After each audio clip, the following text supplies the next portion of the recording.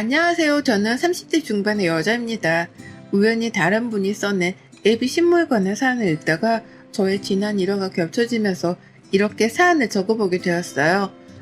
불과 몇 달 전 일인데도 여전히 어제 일어난 것만 같이 껄끄러운 기분이 드는 경험이랍니다.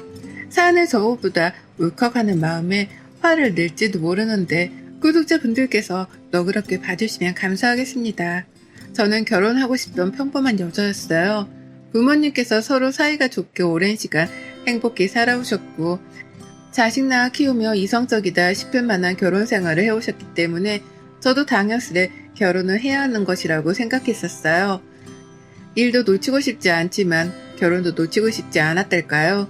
하지만 생각보다 결혼이 원하는 타이밍에 가기 힘든 거더라고요. 하고 싶었지만 남자친구와 타이밍이 안 맞아 그 길로 이별을 하게 된 적도 있었고 어쩔 땐 제 일이 너무 바쁘고 신경 쓸 것이 많아 결혼 생각이 들지 않은 적도 있었죠. 왔다 갔다 하는 타이밍 속에서 막연한 결혼을 꿈꾸던 중 전 남친을 만나게 되었답니다. 소개팅으로요.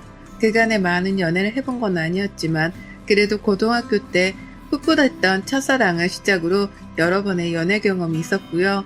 그렇게 서로 다른 남자들을 만나오면서 30 중반이 되고 나니 나름 나에게 잘 맞고 좋은 남자가 누구인지에 대해서 판가름을 할 수 있는 정도는 되었던 것 같습니다. 결혼을 하기로 약속했던 전 남친도 딱 그렇게 제 촉이 좋은 사람이었죠. 그래서 더 늦기 전에 얼른 시집을 가야겠다고 마음을 쉽게 먹을 수 있었고요. 전 남친은 저랑 비슷한 계열에서 근무를 하는 비슷한 월급쟁이 직장인이었고요. 근무하는 회사 위치도 비슷해서 연애 처음 3개월 동안은 점심시간에 만나 점심 데이트도 즐거워했습니다. 퇴근하면 같이 중간 지점에서 만나 중간 어딘가에서 데이트를 하다가 집으로 돌아가기도 했고 하여간 가까이에서 일을 하다 보니 만나기는 수월했어요. 처음부터 먼저 결혼 얘기를 꺼내면 부담스러워할까 싶어서 저 혼자 애를 태웠는데 다행히 나이대가 비슷해서 그런지 전 남친도 결혼하고 싶어 했고요. 그러다 보니 이렇게 만나서 데이트를 쪼개 하느니 차라리 얼른 결혼해서 살림을 합쳐보자는 쪽으로 방향을 가다듬게 되었답니다. 그렇게 저희는 연애를 해본 지 4개월 정도가 되자마자 세그머니 결혼 얘기를 나누게 되었죠. 말 그대로 홍기도 꽉 찼었고 각자 일을 하며 직장에서 인정받고 살았기 때문에 경제적인 어려움도 없는 상황이었어요. 연애 당시에는 서로의 부모님에 대해서 깊숙이 얘기를 나눌 일이 없어서 잘 몰랐지만 결혼 얘기를 꺼내면서 대화를 나누다 보니 각자의 부모님들도 노후 준비는 잘 해놓으셨더라고요. 저희 부모님께서는 아빠가 여전히 직장을 다니고 계셨고 엄마는 자영업을 하고 계셨기 때문에 여전히 벌이가 있으셨답니다. 노후 걱정은커녕 제발 일 좀 그만하시라고 뜯어 말려야 할 정도로 돈은 넉넉히 벌어오고 계셨어요. 전 남친의 부모님께서는 여전히 일을 하는 건 아니셨으나 예비 시아버님은 큰 대기업을 다니셨었고 은퇴를 하며 받은 퇴직금이 엄청났는데 그걸 경기도의 한 빌라를 매입해서 세를 주고 월세를 꾸준히 받아오고 있다고 하더라고요. 그걸로 가정주부신 예비 시어머니랑 퇴직을 한 예비 시아버지는 돈 걱정 없이 살고 계신다 하셨고요. 고지곳대로 전 남친이 하는 말이었습니다. 제가 뭐 주제넘게 서류를 가져오라느니 그 말의 증명을 하라느니 말을 할 수 없었기 때문에 전 이 말을 다 믿었습니다. 그러고 나서 보니 남친은 더욱 결혼 상대적으로는 완벽한 남자였죠. 요즘 세상에 젊은 사람들이 결혼해서도 자기 밥벌이하고 집 사는 것도 힘들어 죽겠어 하는데 시부모 뒷바라지까지 해줘야 하는 건 가혹한 처사였으니까요. 그래서 전 경제적 어려움도 없을 거라 생각되던 전 남친과 함께 적극적으로 결혼을 밀어붙이면서 예비 시부모님께 인사를 드리러 갔어요. 꼭 밖에서 만나자고 하시길래 식당 하나를 잡았고 거기서 밥을 먹으며 인사를 나눴는데요. 별말은 안 하셨고 기본적인 것들만 물어보시며 니들이 결혼하는 건데 라고 하시더라고요. 독립된 자녀가 결혼하는 거니 당신들은 그냥 도울 거 있으면 돕기만 하겠다는 의사를 몇 번이고 필요하셨답니다. 그러니 저로서는 뭐 이런 100점짜리 시부모님이 다 있으신가 싶어 땡 잡았다 싶었죠. 이거 해달라 저거 해달라는 사람들이 넘쳐난다는데 제 예비 시부모님께서는 전혀 그러질 않으셨으니까요. 딱 하나 식사를 마치고서 전남친을 포함해 아무도 결제를 하려고 하지 않길래 제가 영수증을 직접 들고 계산을 했던 게 걸리긴 했는데요. 결혼해서 엮일 가족들인데 밥 한 끼 사드리는 게 뭐 대수일까 싶었습니다. 그래서 그냥 제가 결제를 한 것에 대해서도 큰 불만은 없었습니다. 하지만 이것이 저의 미천한 실수였어요. 곧 눈뜬 상님이 될 곡선이라는 걸 이땐 전혀 상상하지 못했기 때문이었죠. 인사를 드린 후 시부모님이 말씀하셨던 것처럼 저희 커플은 저희 주도하에 결혼을 준비해갔어요. 우리가 결혼하는 거니까 알아서 내버려 두겠다 하신 시부모님의 말씀대로 저희는 정말 저희가 원하는 대로 일단 결혼 준비를 했습니다. 둘이서 모아놓은 통장부터 깎고 거기서 쓰기가 용이한 한도에 맞게 식장도 알아보고 스드메 예약 등 모든 걸 차질 없이 진행해 갔어요. 제 성격 자체가 워낙 작은 거 하나도 허투루 놓치지 않고 챙겨야 하는 타입이었기 때문에 내 결혼식인 만큼 모든 걸 완벽하게 진행해 보고자 했죠. 그게 설령 잘못된 방향으로 가고 있었다고 할지라도 당시에 결혼을 한다는 것만으로 너무 꿈에 부풀어 있었기 때문에 잘 알아차리지 못했답니다. 그리고는 정말 순식간에 결혼 준비를 마쳤어요. 중간에 결혼 날짜는 저희 집에서 정해와서 그걸로 양가가 합의해서 결정했고요. 제가 그리 결혼을 늦게 하는 것도 아니었지만 일단 정년기이기도 했고 주변의 제 모든 친구들은 이미 결혼을 했었거든요. 이게 참 주변 환경이 이렇다 보니 나도 빨리 하고 싶다는 생각이 더욱 강하게 들기도 했습니다. 그래서 결혼식 날짜도 식장이 비어있는 가장 빠른 날을 발견하자마자 저희 부모님과 상의해서 바로 결정을 내렸고요. 그렇게 저는 코앞에 결혼 날짜를 두고 혼자 다이어트도 하고 피부 관리도 하며 나름 신부 관리를 받고 살았어요. 그게 재미이기도 했고요. 근데 애비 시어머니가 그쯤부터 연락이 오더라고요.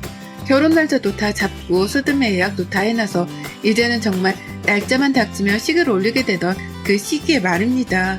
처음엔 아주 단순한 안부 인사였어요. 애비 며느리야 잘 지내니? 라고 하면서요. 먼저 연락을 해주신 애비 시어머니의 문자에 너무 죄송스럽더라고요. 제가 먼저 인사를 못 드린 것에 대해서 말이죠. 그래서 연락도 정말 열심히 받았고 먼저 문자 주셔서 감사하다며 제가 막 다음 약속도 잡았습니다. 밖에서 밥도 먹고 차도 마시고 쇼핑도 가자며 어머님의 인사 문자에 격하게 반겨가며 약속을 잡았어요. 애비 며느리라고 불러주시는 것도 감사했고 차츰 수진아 이렇게 불러도 됐지? 라고 하면서 이름을 불러주시겠다고 하는 것도 감사했죠. 분명 어머니께서 저랑 친하게 지내기 위해 노력을 하고 계시는 거라 생각을 했기에 그에 걸맞게 저도 아랫사람으로서 최선을 다해 잘 지내보려 해야겠다 마음 먹었습니다. 그래서 어머님이 차츰 더 친근하게 저를 부르시고 차츰 더 작게 저를 찾더라도 그게 다 저랑 결혼 전에 친해지려고 하는 어머님의 귀여운 노력인 줄 알았네요. 그래서 저도 북치고 장구치듯 어머님 장단에 맞춰드리려 했고요. 그런데 한두 번씩 살짝쿵 이게 아닌데라는 생각이 들만한 일이 있었습니다. 한 번은 회사 점심시간에 회사로 찾아오셨더라고요. 솔직히 점심시간은 직장인들에게 그리 긴 휴식시간도 아니고 점심 먹고 커피 한 잔의 행복을 느끼고 나면 시간이 무지하게 짧게 지나가잖아요. 그러니 갑자기 예고도 찾아오신 어머님께 살짝은 놀랐습니다. 그래도 저 보러 와주셨다는 생각으로 일단 감사한 마음으로 찾아 나섰어요. 그리고는 직장인들이 여기저기 너무 줄을 서서 식당마다 대기를 하고 있던 바람에 어쩔 수 없이 카페로 가 샌드위치를 시켜 먹었죠. 그런데 어머님이 샌드위치를 다 먹자마자 나 하나 더 시켜 먹어도 돼? 라고 물으시더라고요. 당연히 그래도 된다며 그러라고 했더니 어머님이 글쎄 샌드위치를 아버님 거 하나, 시누이 거 하나, 그리고 전 남친 아침으로 먹일 것이라며 남친 거 하나, 그리고 자기 것까지 넉넉 잡아 10뭉텅이를 싸온 겁니다. 진열대에 있던 샌드위치를 모두 다 가지고 나오신 것이었어요. 이렇게까지 사오실 일인가 싶었으나 일단 계산을 하려며 카드를 내어드렸습니다. 그리곤 잠깐 생각했죠. 애비 며느리 카드로 당신 가족들의 다음날 아침까지 사가는 애비 시어머니가 몇이나 있을까 하고 말이죠. 하지만 뭐 이게 처음이자 마지막이겠거니 했습니다. 어머님이 다음날 아침을 차려주지 못할 부득이한 상황이라도 있겠거니 하며 애써 말도 안 되는 이유를 들먹이며 저 스스로 이해를 해보려 했죠. 그러나 이런 일들은 몇 번이고 반복이 되었답니다. 어머님이 불현듯 찾아 불러서 얻어먹는 일 말이죠. 그러면서 한 번을 사주지는 않으시더라고요. 말은 참 친해지려 애쓰시는 듯 하는데 단 한 번도 제게 밥이라는 걸 사주신 적이 없었답니다. 전 그때까지도 아직 전 남친의 집을 한 번도 가보지 못한 상황이었는데 집으로 초대조차 해주질 않으셨어요. 밥 한 끼 정도도 대접을 여태 안 해주셨던 겁니다. 슬슬 이런 것들이 아리송해지고 나는 언제쯤 예비 시댁이란 곳을 찾아가기나 할까 싶어서 전 남친에게도 말을 털어놨어요. 나는 집으로 언제쯤 초대를 해주냐고 말이죠. 다들 결혼하고 집을 깜짝 공개할 참이냐고 하면서 말입니다.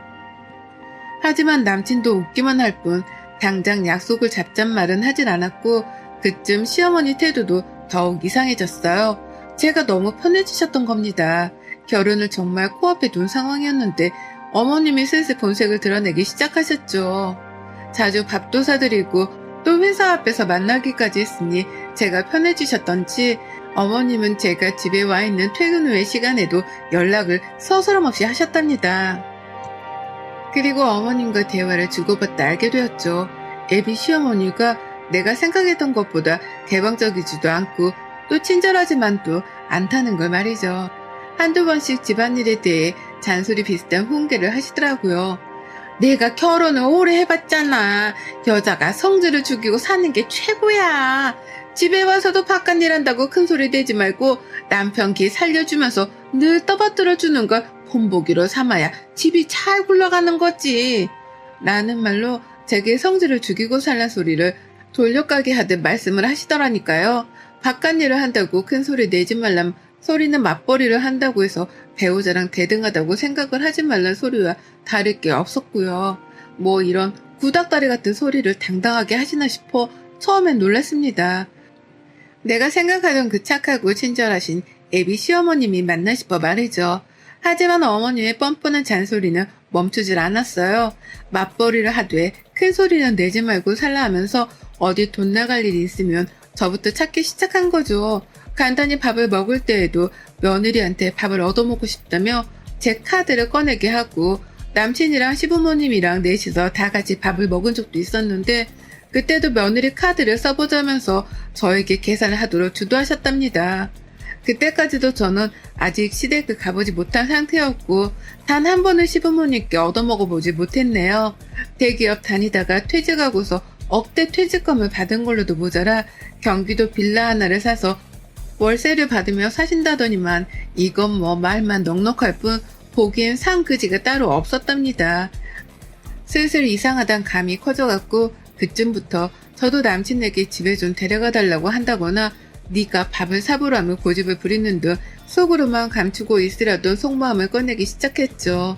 그리고는 결혼을 거의 일주일 남겨놓은 상황에서 결국 시어머니가 제게 시한폭 돈을 떠넘겨주고 마셨답니다. 결혼을 코앞에 뒀었기에 신부가 도망을 가지 못할 것이라고 생각을 하셨더라고요. 스드메 예약도 다 해놓고 식장 예약도 다 되어버린 상황에서 모든 걸 뒤집을 수 없다는 걸 시어머니는 아셨던 겁니다. 그래서인지 결혼을 일주일 앞뒀던 그 중대한 시기에 시어머니는 드디어 저를 시댁으로 초대하셨답니다. 감격스러운 순간이었죠. 그와 동시에 속마음은 굉장히 알딸딸했고요. 이게 이렇게 찾아오기 힘들 일이었나 싶으면서도 이제서야 나를 초대한 것엔 이유가 있으리라 싶었습니다.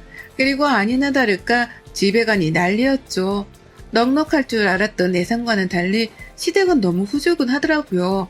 그간 왜 그렇게 며느리 카드를 못 써서 안달이었나 짐작이 될 정도로 시댁의 집안 사정은 보잘것이 없었습니다. 아주 평범하지만 허름하다면 허름하다고 할 수 있는 오래된 빌라의 2층 집이었던 시댁은 안에 들어가 보니 26평 조금 넘을 것만 같은 작디 작은 집이었고요. 이상하다 싶어서 남친을 쳐다보니 남친은 자기 집안에서 제 시선을 자꾸만 회피하더라고요. 할 말이 없다는 듯이 말이죠. 그 틈을 노려 시어머니는 이렇게 말씀을 하셨죠. 이제 너희들이 결혼을 코앞에 두고 있고 어찌 보면 벌써 우리 가족이 된 거나 다름이 없으니 말을 해야지. 확실하게 시작을 하고 결혼 생활하는 게 너희도 좋고 우리도 좋으니까 라고요. 각자 결혼해서 사는 독립된 인생이라고 말씀하실 때는 언제고 이제 와서 할 말은 하고 결혼 생활을 시작하라는 불안한 말을 넌지시 던지셨답니다. 그리고 결국 들어서 안 될 말이 들려왔죠. 어머님은 반쯤 멘붕에 빠져 내가 어디에 있는지도 감이 안 오는 저에게 잠시의 뜸도 안 들이고 이렇게 말씀하셨어요.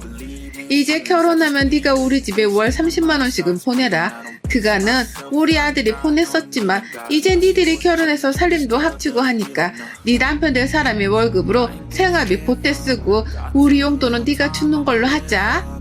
라고요. 머리를 한 대 얻어맞은 기분이었죠. 내가 방금 뭘 들은 건가 싶었습니다.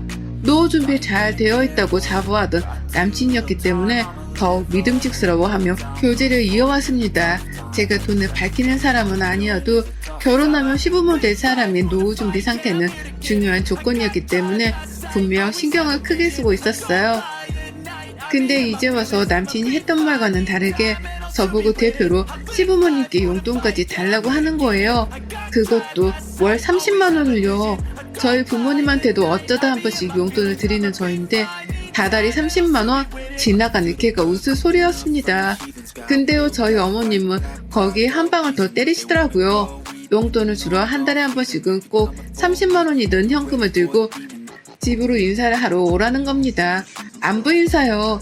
그 인사를 전화로만 해도 벌써 피곤해지려고 하는데 돈까지 쥐어들고서는 조선시대의 문안 인사하러 뺑뺑이 돌리는 것 마냥 집으로 찾아오라는 거예요.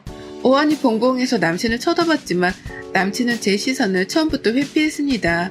그리고는 잠깐 제가 화장실을 간다고 자리에서 일어났다가 돌아올 때 화장실 앞에 기다리고 있다가 저를 부르더라고요. 코딱지만한 집안에서 거실에 있는 사람들이 다 듣고 있을 텐데 뭐 대단한 저를 챙기는 것처럼 말하면서 잠깐 바람 좀 쐴까? 라고요. 그렇게 저는 남친을 따라 집 밖을 나갔고 혹시나 싶어서 나가며 핸드백을 챙겼습니다. 시어머니가 가려고? 라고 물어보시며 아직 얘기 안 끝났으니 가방을 놓고 가라 하셨거든요. 근데 저는 그 자리에서 단박에 시어머니 말이 끝나자마자 대답했어요. 남친 말하는 거 봐서 갈지 말지 결정하려고요. 라고요. 그리고는 보란듯이 제 핸드백을 챙겨 집을 나가버렸죠. 시부모님께 인사도 없이 말입니다. 이미 마음속으로는 남친이 뭔 말을 하던 말던 바로 집에 가겠다고 마음을 먹은 후였고요. 일단은 남친이 뭐라 반론하며 자기 부모를 욕할지 아니면 편들지 지켜봤는데요. 세상에 이놈의 자식이 글쎄 저한테 아주 대단한 거짓말을 치면서 결혼까지 끌어들이려 했더라고요. 노후 준비가 안 되신 것 같다고 왜 용돈이 30만 원씩이나 필요하신 거냐면서 따지고 물으니 남친이 대답을 했습니다. 이제 다니는 직장도 없으시고 라고 말이죠. 그래서 제가 월세를 받는 그 빌라는 있지 않느냐며 더욱 거세게 따졌어요. 그러자 남친은 전에 한 적이 없는 말로 저를 놀래키더라고요. 아니 그건 세입자가 들어봐야 월세를 받는 거고 라고요. 이런 제 얘기. 그러니까 남친 말은 이거였습니다. 빌라를 사긴 샀으나 빌라 하나를 통째로 산 게 아니라 그냥 경기도에 있는 원룸 같은 집을 샀던 것에 불과했던 거였고요. 그걸로 월세를 받아봤자 꼴랑 몇십만 원인데 그것마저도 세입자가 안 들어와서 지금은 텅텅 비어있다더군요. 그러니까 결국 월세를 주는 세입자 따위는 애초에 없었던 겁니다. 말 그대로 무직이었던 거예요. 무직, 노후 대비도 안 되어 있고 있는 원룸 월세마저도 세입자가 없어 돈을 못 벌고 있는 실정이었던 거죠. 그런데 저한테는 무슨 대단한 빌라를 통으로 월세를 주고 돈을 버는 취급을 하면서 떵떵거렸던 겁니다. 그래놓고서는 이 위험천만한 집안으로 시집을 오게까지 하려고 한 거였고요. 그것만으로도 배신감에 치가 떨리는데 시어머니가 다달이 인사를 와서는 용돈까지 쥐어달라고 하는 말에 아무런 화를 내지 않았다는 것은 더욱 절 실망케 했답니다. 내 편도 아닌 놈인데 잘난 것도 없는 놈이니 더더욱 결혼할 이유는 없다 싶었죠. 저는 남친의 말을 싹 다 무시한 채 대꾸 한마디 안 한 채 이놈을 위아래로 쳐다보다 택시를 잡고 집에 왔어요. 말도 섞고 싶지 않아서 따라오려고 하는 남친을 멈춘 채 상종하기도 싫으니까 더 따라오지 마 나는 막말을 퍼부었죠. 그리고 결혼식 바로 전날 저는 변호사를 선임한 채 파혼 통보를 했습니다. 동시에 결혼식 준비를 하며 지불한 예약금을 물어내라고 고소장까지 날려버렸고요.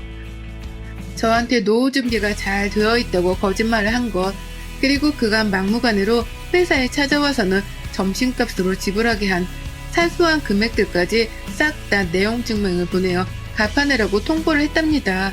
이런 집안인 줄 알았으면 애초부터 결혼 따위를 할 마음을 먹지 않았을 거라며 남친에겐 다시 엮이지 말자 욕도 한 바가지 퍼부었네요. 우리들을 소개시켜준 사람이 남친네 회사를 다니는 제 대학 선배였는데 싹 다 꼰질러 버리기 전에 물어낼 돈만 물어내고 끝내자고 통보를 하니 남친은 회사라도 다니며 밥벌이를 해야 한다 싶었던지 고소장이 제대로 접수되기 전에 모든 결혼 비용, 예약금을 제게 토해냈답니다. 그리고 마지막 말로 나 진짜 쪽팔린다 라고 하더라고요. 청첩장도 다 돌리고 결혼한다 떵떵거려놨는데 이제 와서 파혼당하고 돈 물어내고 직장 때문에 파혼당하며 찍소리도 못 내고 자기 처지가 비참하고 쪽팔린다며 제 앞에서 흐느껴 울더라고요. 우리가 왜 이렇게 되었냐며 이제 와서 청승 떨듯이 절 붙잡으려 하는데 저는 바보가 아니었어요. 이런 놈한테 시집을 가게 되면 내 앞으로의 인생이 구질구질한 구렁이에 빠질 게 뻔하다는 걸 너무나 잘 알고 있었답니다. 그래서 전 남친이 눈물을 보이던 그걸 흘리던 아무런 반응을 보이지 않은 채 이놈의 눈깔만 노려봤답니다. 그리곤 다른 여자한테 더 피해주지 말고 제발 혼자 살아 평생. 나는 덕담을 남긴 채 헤어졌죠. 그게 제가 본 전 남친의 마지막 모습이었답니다. 애비 시부모님 연락처는 그 집에 갔다가 나온 당일날 바로 차단을 했고요.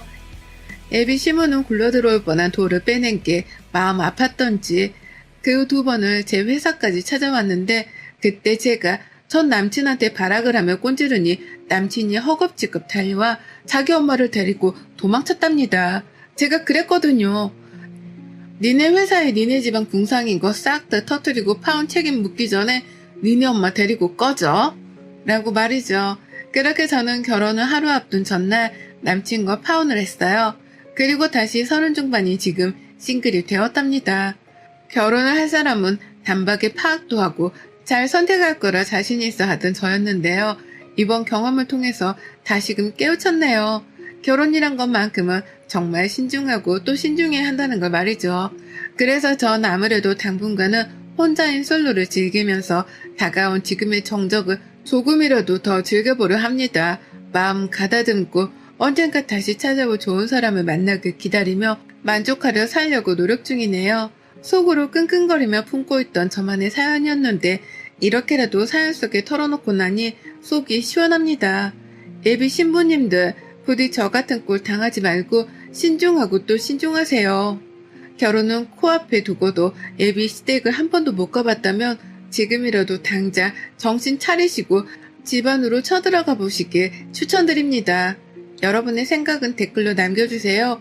오늘도 시청해주셔서 정말 감사합니다.